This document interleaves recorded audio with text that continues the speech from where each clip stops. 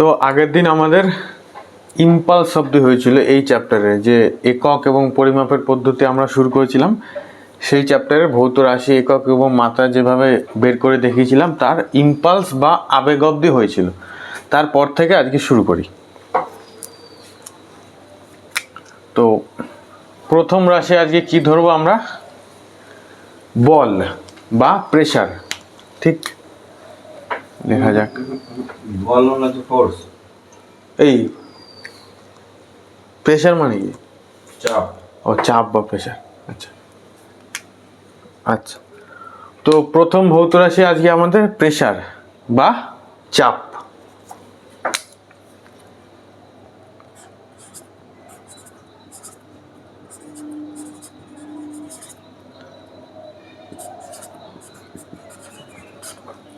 চাপ, ঠিক। প্রেসার বানান ঠিক আছে তো? PRESSURE, ঠিক আছে। আচ্ছা, চাপকে আমরা কিভাবে ডিফাইন করি? চাপ মানে ধরো এই পেনটা দিয়ে আমি এই বোর্ডের ঠিক এইটুকু জায়গায় চাপ দিচ্ছি, ধরো ঠেলছি, প্রেসার। মানে কি এইটুকু জায়গায়, একক জায়গায় আমি কতটা পরিমাণ বল প্রয়োগ করছি, আমি বল প্রয়োগ করছি। তো একক জায়গায় আমি কতটা পরিমাণ, ধরো এইটুকু জায়গায়, কথা এইটুকু জায়গায় আমি কতটা পরিমাণ বল প্রয়োগ করছি, ঠিক। তাহলে এর এককটা বা এই চাপকে আমরা কিভাবে ডিনোট করে থাকি? বল প্রয়োগ, বল পার এরিয়া, মানে ক্ষেত্রফলটা, মানে কতটা ক্ষেত্রফলে আমি, কতটা একক ক্ষেত্রফলে আমি বল প্রয়োগ করছি বাই ক্ষেত্রফল, ঠিক। এবার যদি ইংলিশে লিখি তাহলে কি হবে? ফোর্স বাই এরিয়া, ঠিক। তাহলে একক কি হবে? ফোর্স অর্থাৎ বল, বলের একক কি জানি আমরা? নিউটন, ঠিক। তাহলে নিউটন পার এরিয়াকে যদি মিটারের মধ্যে ধরি তাহলে এরিয়া কি হবে? বর্গ মিটার, মানে মিটার স্কোয়ার, অর্থাৎ নিউটন পার মিটার স্কোয়ার এর একক, ঠিক। আচ্ছা, এবার যদি বলি ওই নিউটনকে আমরা ওই কেজি মিটার ওইভাবে যদি ডিনোট করি তাহলে কি করা যায়? ফোর্স মানে কি? Mass into acceleration. ওটা কিন্তু আমরা নিউটনে বার করেছিলাম আগের দিন। তাহলে কি হবে যদি এইখানে আমি মাত্রা বার করার জন্য ওইভাবে করছি, এটাকে নিউটন পার মিটার দিয়ে ডিনোট করে দেবে। তো যেহেতু মাত্রাটা আমরা ভেঙে বার করবো তার জন্য আমি একটু ভেঙে করছি এই জায়গাটা। নিউটন মানে কি? আমাদের সেই মাস ইন্টু অ্যাক্সিলারেশন, বল, ঠিক। তাহলে মাসের একক, ভরের একক কেজি, গুণ অ্যাক্সিলারেশন মানে মিটার পার সেকেন্ড স্কোয়ার, গুণ মিটার পার সেকেন্ড স্কোয়ার। আর এই যে পার মিটার স্কোয়ার রয়েছে নিচে লিখে দিলাম পার মিটার স্কোয়ার। এই মাত্রাটা বের করার জন্য ভেঙে দেখাচ্ছি, ঠিক। তাহলে কি দাঁড়াবে? এই মিটার দিয়ে স্কোয়ারটা কেটে যাবে না, এমটা নিচে চলে আসবে। তাহলে ইউনিটটা কি দাঁড়াবে? কেজি মানে ওজন ভরের, ঠিক। এ তো উপরেই আছে, এ তাহলে কি যাবে? এম হলো মাস। আচ্ছা, এবারে এমটাই যদি আমরা উপরে নিই তাহলে এম টু দি পাওয়ার মানে -1 হয়ে যেত। এম হচ্ছে লেংথের একক, তাহলে লেংথটাকে আমি ওপরে ধরছি, তাহলে কী হবে? -1 two the power -1, L to the power -1 হলো। আর এই পার সেকেন্ড স্কোয়ার, সেকেন্ড স্কোয়ারটা পারে আছে মানে নিচেই আছে, তাহলে ওটাও যদি ওপরে উঠে যায় তাহলে কি হবে? টি উপরে উঠে গেল টু দি পাওয়ার -2, ঠিক। তাহলে কি দাঁড়ালো? M L to the power -1 T to the power -2। এটা হলো আমাদের প্রেশার বা চাপের মাত্রা, ঠিক আছে। প্রেশারকে আমরা অনেক সময় স্ট্রেসও একই হবে ইউনিট, স্ট্রেস STRESS একই হবে, একক এবং মাত্রা স্ট্রেসে, ঠিক। আচ্ছা, নেক্সট আসছি ওয়ার্ক বা কার্য। লেখা যাক ওয়ার্ক, বাংলায় কার্য, ঠিক। আচ্ছা, ওয়ার্ক আর এনার্জির কিন্তু একক মাত্রা একই, এখানে একবার লিখে দিলাম। এনার্জি, ঠিক। আচ্ছা, একে কিভাবে ডিফাইন করে থাকি আমরা? কার্য করছি তো, অর্থাৎ আমরা ধরে নিই বল প্রয়োগ করছি কতক্ষণ, কতটা ডিস্টেন্সে, ফোর্স ইন্টু ডিস্ট্যান্স, দূরত্ব, মানে কতটা দূরত্বের অনুযায়ী আমরা ওই বলটা কতটা দূরত্বে প্রয়োগ করছি, বল প্রয়োগ করছি, কার্য, ওটাই হচ্ছে কার্য, মানে বল ইন ফোর্স ইন্টু আমাদের ডিস্টেন্স, অর্থাৎ বল ইন্টু দূরত্ব, ঠিক। লেখা যাক ফোর্স ইন্টু ডিস্টেন্স, ঠিক। তাহলে কি দাঁড়াচ্ছে, যদি এককটা বার করি, ফোর্স সেই আমাদের নিউটন, ফোর্সের ইউনিট নিউটন, নিচে লিখছি নিউটন, আর ডিস্টেন্স মানে মিটারে, তাহলে নিউটন মিটার হলো কি না, হলো নিউটন মিটার। এর ইউনিট কত, এইটা,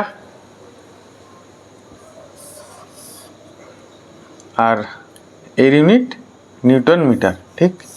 আচ্ছা, এবার ইউনিট বার করা, মানে মাত্রা বার করার জন্য আবার একটু ভেঙে লিখি, এখানে বুঝতে সুবিধা হবে।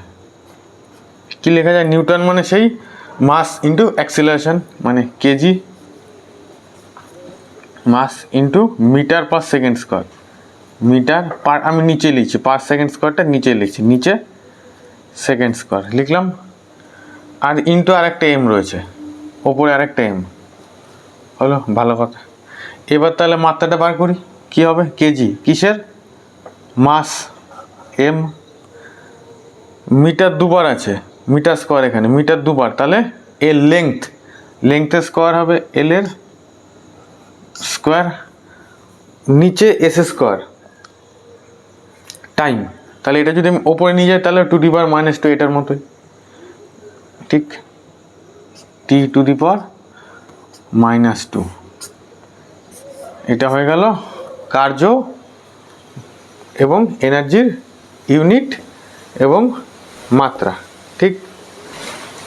আচ্ছা আচ্ছা, নিউটন মিটারকে আমরা কি বলে থাকি, জুল বলে থাকি, জুল, জে দিয়ে ডিনোট করলাম, ঠিক। পুরোটা যদি লিখি JOUL অথবা জে, তো কার্য বা এনার্জির একক হচ্ছে জুল, নিউটন মিটার, অথবা আমরা জুল দিয়ে প্রকাশ করে থাকি, জুল, আর মাত্রা এইটা। ওকে, নেক্সট ভৌত রাশি আমাদের পাওয়ার।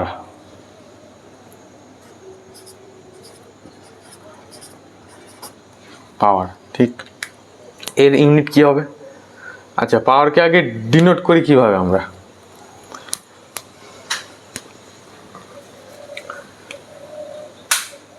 ওয়ার্ক বাই টাইম, মানে কত টাইমে কতটা কার্য সম্পন্ন হলো, ঠিক। কার্য বা ওয়ার্ক বাই টাইম, একক টাইমে কতটা কার্য সম্পন্ন হলো, এটাই হচ্ছে আমাদের পাওয়ার, ঠিক। আচ্ছা, ওয়ার্কের একটু আগেই করলাম, কত ছিল ওয়ার্কের একক, জুল, ঠিক। আর টাইম, নিচে টাইম সেকেন্ড, তাহলে পার সেকেন্ড, তাহলে পাওয়ারের একক কি দাঁড়ালো, জুল পার সেকেন্ড, ঠিক। এবার মাত্রাটা বার করা যাক, মাত্রা কি ছিল, পাওয়ারের মাত্রা কি ছিল,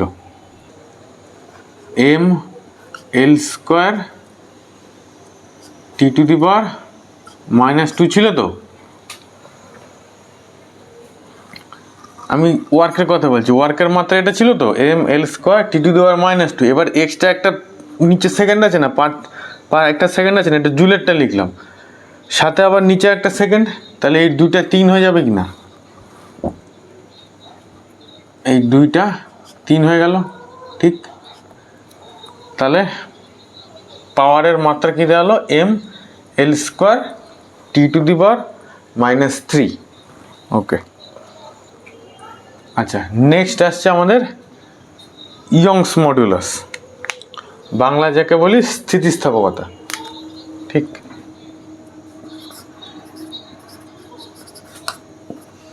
ইয়ংস মডুলাস।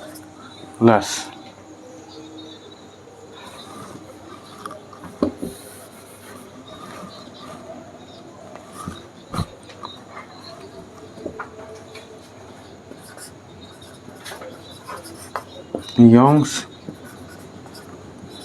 modulus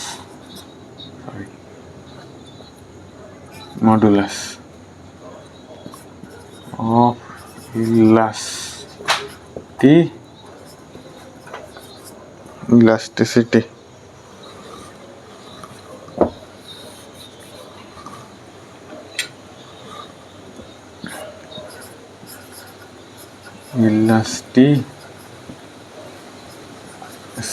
বাংলা কি লিখি? স্থিতিস্থাপকতা, ঠিক? আচ্ছা, এর একক কি? একে আমরা কিভাবে ডিফাইন করি? সেই স্ট্রেস বাই স্ট্রেন। আচ্ছা, স্ট্রেন কিন্তু মাত্রাহীন, ঠিক? স্ট্রেন হচ্ছে মাত্রাহীন রাশি। তো তাহলে এর এককটা কি হবে? স্ট্রেসের যা একক এবং স্ট্রেসের যা মাত্রা এরও তাই হবে, ঠিক কি না? স্ট্রেসের মাত্রা কি ছিল? নিউটন পার মিটার স্কোয়ার, অর্থাৎ একে আমরা কি বলি? পাস্কাল। তো স্ট্রেসের যা একক, ইয়ংস মডুলাসেরও তাই একক হয়ে গেল। তো মাত্রাও তাই দাঁড়াবে, স্ট্রেসেরও যা মাত্রা ইয়ংস মডুলাসেরও তাই মাত্রা হবে, ঠিক? তো কী ছিল? M L to the power -1 T to the power -2 তো? হ্যাঁ, ঠিক।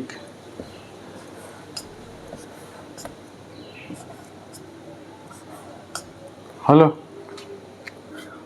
তো এই কটা ভৌত রাশি এবং তার একক মাত্রা আমাদেরকে মনে রাখতে হবে। তো ফিজিক্সের এই ইউনিট অ্যান্ড মেজারমেন্ট অর্থাৎ একক এবং পরিমাপের পদ্ধতি চ্যাপ্টারটার ক্লাস আজকে এখানে শেষ হলো। এরপরে এই চ্যাপ্টারটা রিলেটেড যে কিছু শর্ট কোশ্চেনগুলো হয় সেগুলো আমরা তোমাদের করাবো। কিন্তু ব্যাপারটা হলো যে পরীক্ষা ক্লিয়ার করার জন্য শুধু শর্ট কোশ্চেনের পেছনে দৌড়ালে কিন্তু হবে না। শর্ট কোশ্চেন তো আমরা করাবো অবশ্যই, কিন্তু পরীক্ষা ক্লিয়ার করার জন্য থিওরিটাকে কিন্তু তোমাদেরকে প্রত্যেকটা চ্যাপ্টার, শুধু এই চ্যাপ্টার না, প্রত্যেকটা চ্যাপ্টারের থিওরি কিন্তু ভালোভাবে বুঝতে হবে, তবে গিয়েই কিন্তু শর্ট কোশ্চেন তোমরা অ্যান্সার করতে পারবে। তো আশা করি চ্যাপ্টারটা ভালো করে বুঝতে পেরেছো।